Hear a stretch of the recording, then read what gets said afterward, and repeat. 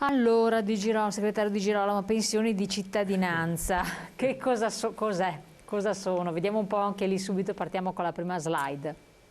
Allora, diciamo che è un po' è simile al reddito di cittadinanza, fa parte del reddito di cittadinanza ed è rivolta ai nuclei familiari che hanno più di 67 anni. Questa è la discriminante, diciamo la prima discriminante tra il reddito di cittadinanza e la pensione di cittadinanza.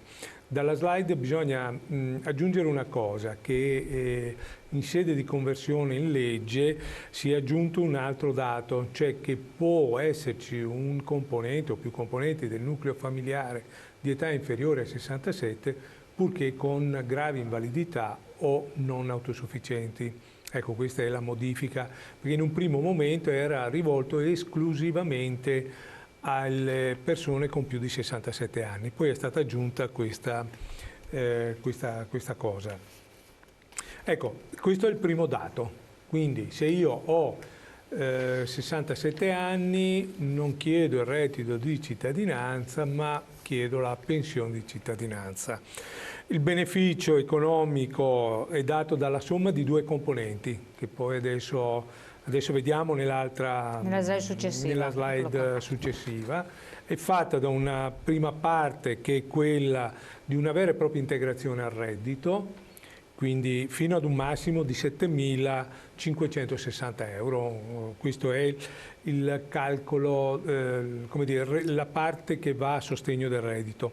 Poi c'è una seconda quota che è quello che va a integrare, quindi va in aiuto all'abitazione, quindi se ho un contratto di locazione oppure ho un mutuo. Quindi sono altri 150 euro mensili che vanno ad aggiungersi al contributo. Quindi arriviamo ad un massimo di 9.360 euro di contributo all'anno. E poi vabbè, c'è la scala di equivalenza, se sono più componenti, eccetera, eccetera. Però questo è il contributo massimo. Perché parlo di contributo?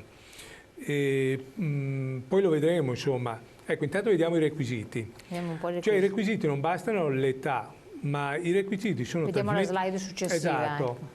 I requisiti sono veramente tanti, perché poi col fatto di stare attenti ai furbetti, non ai furbetti, eccetera, sono stati messi Siamo un paese di furbetti. talmente tanti paletti che non è semplice accedere alla pensione di cittadinanza.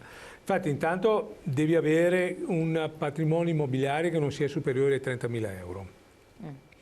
Un patrimonio immobiliare che sia al massimo di 6.000 euro, cioè vuol dire che se io ho sul conto corrente 6.100 euro, cosa che in genere insomma un pensionato perché ha paura della malattia, perché le medicine in genere ce li ha, insomma, quindi già questo lo metterebbe fuori gioco. Devi avere un reddito familiare inferiore a 7.560 che appunto sommato se sono in affitto diventano 9.360 euro. Quindi vediamo che i requisiti sono molto stretti. Perché parlavo di... Quindi vediamo anche la slide successiva che sì, fa il sunto un po' dei requisiti. Esatto, vediamo. Allora, tra l'altro, quindi è importante il discorso di avere una casa in affitto, non una casa di proprietà? A meno che non ho il mutuo, appunto, sì, se ho il mutuo è cosa molto difficile, insomma, in genere 67 anni, si spera che uno l'abbia già. Qua dice, se hai un patrimonio immobiliare definito ai fini ISEE di massimo 6.000 euro, accresciuto di 2.000 euro per componente il nucleo familiare, fino a un massimo di 10.000 euro, più ulteriori 1.000 per ogni figlio successivo al secondo o 5.000 per ogni componente il nucleo familiare con disabilità, ma che devono essere tutti quanti coabitanti. Esatto, perché il contributo è rivolto al nucleo, non alla persona, e qui arriviamo alla questione che dicevo prima. Parliamo di contributo perché? Perché intanto non è rivolto al singolo individuo, ma è rivolto alla famiglia. È un aiuto allora che viene dato alla famiglia. È un sostegno alla povertà, ancora una volta. Quindi è proprio parlare di pensione di cittadinanza, perché con la pensione non c'entra assolutamente nulla, nel senso che il pensionato che farà la richiesta di pensione di cittadinanza e la otterrà, se ne ha appunto tutti questi requisiti, non si vedrà aumentare la propria pensione, quindi non vedrà il proprio minimo pensionistico aumentato. Una cifra in più. No, gli verrà consegnata la carta, quella che abbiamo visto sotto la teca, oppure gli sarà, può essergli addebitata anche su un conto corrente postale, la differenza tra la sua pensione e il contributo massimo a cui potrà accedere.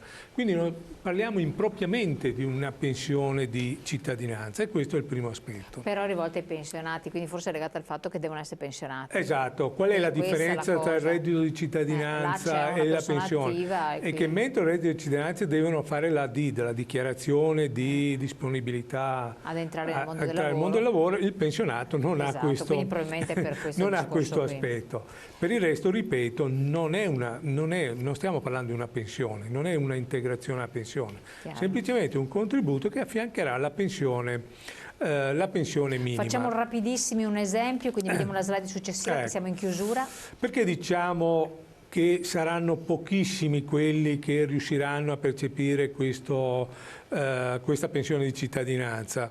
Perché guardate, ad esempio, prendiamo un nucleo familiare composto da un solo componente, quindi parliamo o di un vedovo o di un single, che non ha alcun patrimonio, è un titolare di reddito annuo pari a 8.832 euro, che è la pensione minima con l'integrazione, con la maggiorazione e la 14ª, questo pensionato è già fuori dai criteri, dai requisiti per percepire la pensione di cittadinanza. Quindi, come vedete, è un pensionato minimo, insomma, non è che sia chissà che cosa. L'esempio 2, velocissimi, l'altro è invece parliamo di un nucleo familiare, cioè 2 persone.